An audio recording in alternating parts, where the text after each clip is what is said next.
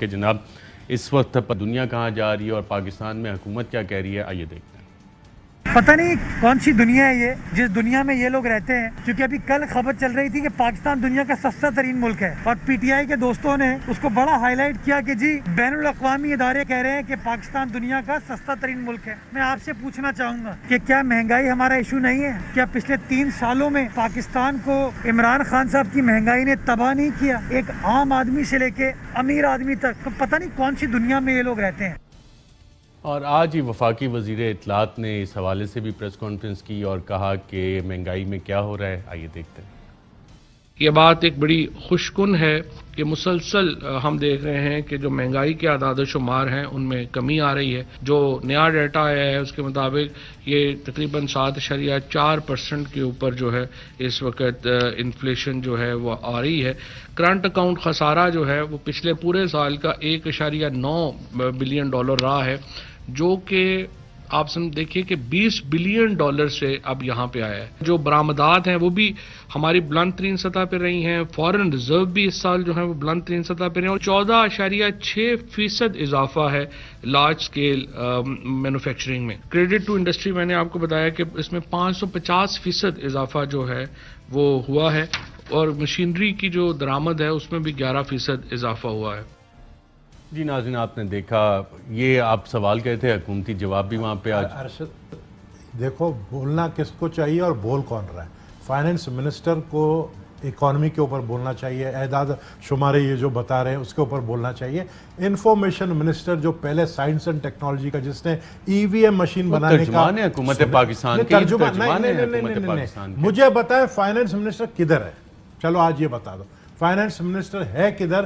وہ آفس کیوں نہیں جا رہا ہے مجھے بتائیں۔ فائنانس منسٹر آج بھی آفس میں تھے، آج ان سے ملاقات ہوئی۔ اچھا آپ فائنانس منسٹر کو فون کر لینا، آپ دیکھیں آپ کا اتنا بڑا شو ہے، میں 20 منٹ میں کہاں سے کہاں گاڑی بگاتے ہوئے آیا ہوں۔ ارشد شریف کا شو مس نہیں کرنا ہے۔ آپ فائنانس منسٹر کو کال کریں، آپ کے شو میں آج نہیں، آج پوچھیں نہیں، وہ بجٹ پہ بھی آئے، یہ جی ڈی پی کا اچھا ذرا سن لیں نا۔ مسئلہ کیا ہے؟ مسئلہ یہ ہے کہ وہی آئی ایم ایف جو آپ کو کہہ رہی تھی کہ آپ کی 2% گروتھ ہوگی، انہوں نے ورلڈ اکنامک آؤٹ لک جاری کی ہے، 4% جی ڈی پی کو تسلیم کیا ہے۔ ہم نے 20 ارب ڈالر پہ ہمیں کرنٹ اکاؤنٹ ڈیفیسٹ ملا تھا، ہم اسے کم کیا۔ ہم نے پاکستان کی ایکسپورٹس میں تاریخی اضافہ کیا ہے، 25.6 بلین ڈالر۔ سروسز ایڈ کر لیں، آئی ٹی ایڈ کر لیں تو 31 بلین ڈالر پہ ہے۔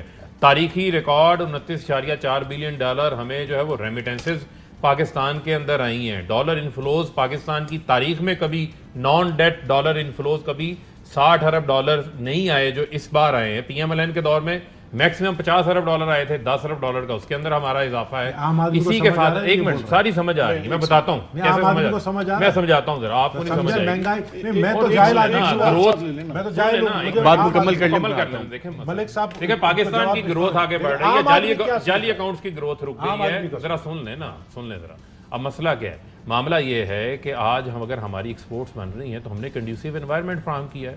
کووڈ-19 جو دنیا کی معیشتوں کو ارشد شریف صاحب تباہ و برباد کر گیا، یو ایس، یو کے، بھارت -7.6 کے اوپر گرو کیا ہے اس نے، نیگیٹو کے اندر اس کی گروتھ ہے۔ پاکستان نے اگر اچھا ہینڈل کیا، اس سے ورسٹ حالات ہو سکتے تھے، ملک تو بینک ڈیفالٹ کے اوپر چھوڑ کے گئے آپ کا موقف آ گیا۔ سن لینا، 6 بار آئی ایم ایف کے پاس یہ لے کے گئے ہیں، 3 بار آئی ایم ایف کے پاس یہ لے کے گئے ہیں۔ آج ہمیں جو ہے وہ قاتل بھی وہی بنے ہوئے ہیں، منصب بھی وہی بنے ہوئے ہیں، وہی ہمیں اکانومی پہ لیکچر دے رہے ہیں جن کے ساگ ڈال موجودہ وزیر اعظم کے جہاز پہ باہر گئے۔ اکانومی کا مسئلہ یہ ہے کہ یہ ایک کرمنل ایکٹ ہے کہ اگر ہم 2 4 5 منٹ پہ براڈر سٹیٹمنٹس دیتے، فار ایگزامپل جیسے بھی ڈالر انفلو کی بات کی، پاکستان کی تاریخ کا سب سے بڑا ریٹرن ریٹ آپ کہیں اور رکھ لیں، آپ سوئٹزرلینڈ میں رکھ لیں، آپ جرمنی میں رکھ لیں، کہیں رکھ لیں، پیسے جس ریٹرن پہ آپ ریٹ دے رہے ہیں اس کا امپیکٹ بھی تو اکانومی نے بوجھ اٹھانا ہے نا۔ اگر میں ڈالر پھینک کے اپنے میں سیکورٹیز کو انکیش کروا کر میں اپنے ڈالر کا ریٹ نیچے رکھتا تھا تو آپ کی جو ہائی ریٹ آف ریٹرن ہے تو وہ بھی تو اکانومی نے بیئر کرنا، تو it's a very large subject. اس کی بات اصل سوال فارمولا تو وہی کہنا ہے، نہیں،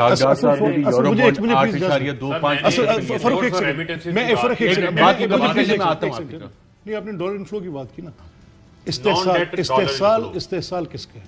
استحصال اس کا ہے جو بیسک پے لائن پہ 20,000 پہ بتا بیٹھا، اس کی بات جب ہم کرتے ہیں تو ہمیں اکانومی کے وہ فیکٹرز گنوائے جاتے ہیں جس کا ٹرکل ڈاؤن امپیکٹ خود یہ مان رہے ہیں کہ نہیں ہو رہا. جو وعدہ کیا تھا بجٹ میں یہ وعدہ کیا تھا کہ عام آدمی کے لیے آسانی پیدا ہوگی. آپ مجھے بتائیں کہ کتنی دفعہ پیٹرول کی قیمت میں اضافہ اس کے بعد.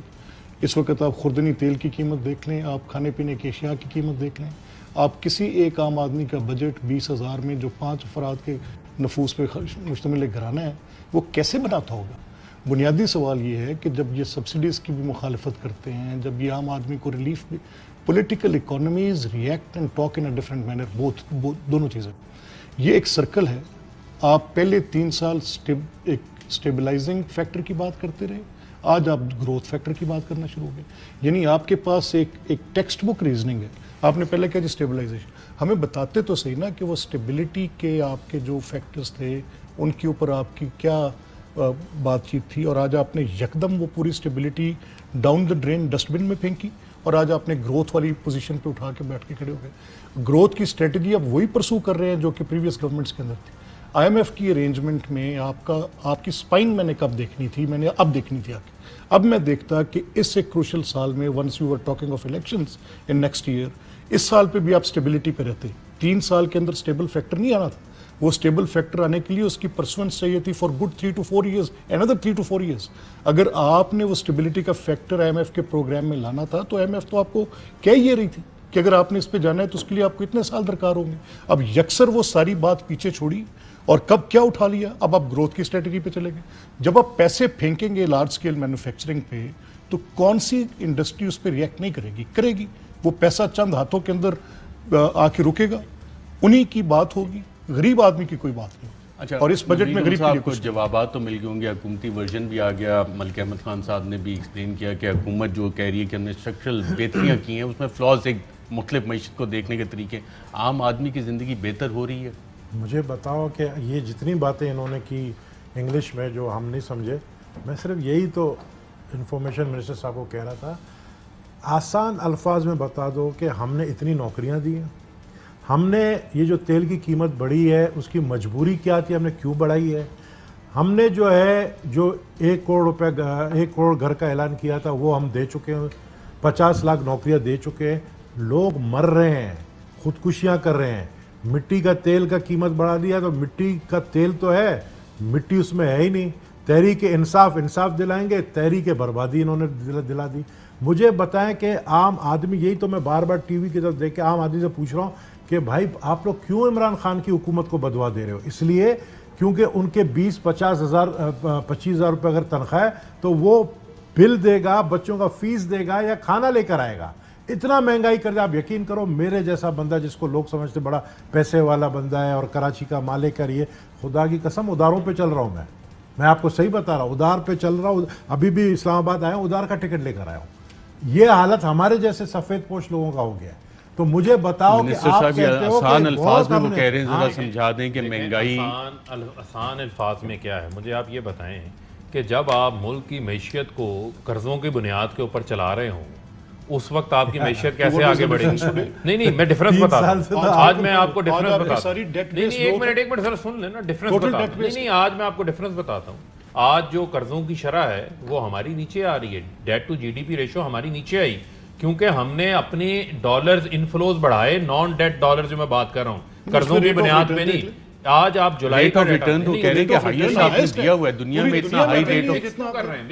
نہیں مکسنگ کر رہے ہیں. ایک منٹ سر سن لیں. ایکسپورٹس قرضہ نہیں ہوتی, ریمیٹنسز قرضہ نہیں ہوتی. اچھا چلیں ایسے کریں, میں آپ کو ایکسپورٹ بیسڈ ہے, سن لینا, مجھے یہ بتائیں نا, میں آپ کو ان کے دور میں سب سے زیادہ جس چیز پہ کرٹیسزم میں آپ ایکسپورٹس نیچے لے کر آئے نا. نہیں اس کے اوپر اب میری باری ہے نا, اب میری باری ہے, ذرا مجھے بات کر لیں دیں. آپ پھر اس کے اوپر اپنی باری میں بات کر لیں. انرجی پہ آپ پہ اعتراض ہے نا, سن لینا, آپ نے اتنے یہ کیا ہوا, موٹی بات پہ اگر وہ انرجی آج پرووائڈڈ نہ ہوتی تو موٹی بات پہ آ جاتے. میں آپ کو بتا دوں, یہ سندھ گورنمنٹ بیٹھی نا, اپنے آپ کو, یہ ایک صوبے کی حکومت ہے, 13 سال سے ان کی حکومت, اپنے آپ کو ذمہ داری سے نہ اوپر اٹھائیں, ان کی بھی کچھ ذمہ داریاں ہیں. آج اگر سب سے سلو کنسٹرکشن سیکٹر کے اندر کام ہو رہا ہے, سندھ کے اندر ہو رہا ہے, کراچی کے اندر ہو رہا ہے, 2.5 کروڑ 3 کروڑ روپے رشوت جب تک نہ دی جائے فائل پاس نہیں ہوتی. 400 کمرشل پروجیکٹس کے بڑے ان کے پاس منصوبے گئے ہیں, جس میں سے صرف ابھی تک 90 کی اپروولز ہوئی ہیں, 310 کی اپروولز نہیں ہوئی. یہ ریکارڈ ڈیٹا میں آپ کو بتا رہا ہوں.